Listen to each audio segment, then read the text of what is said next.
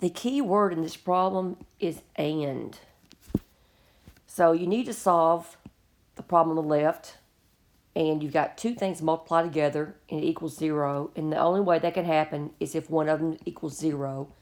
So x equals 0 or 2x plus 1 equals 0.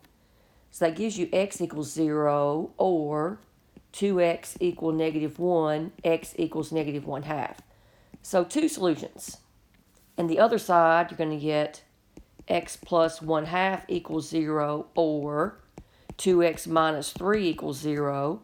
That's x equals negative 1/2. 2x equals 3. X equal 3/2. Two solutions on the right. But and means take the intersection. So that means take the one that's in common between the one on the left and the one on the right. Intersection. And what's the one solution that's on both sides? Negative 1/2. So there's your answer.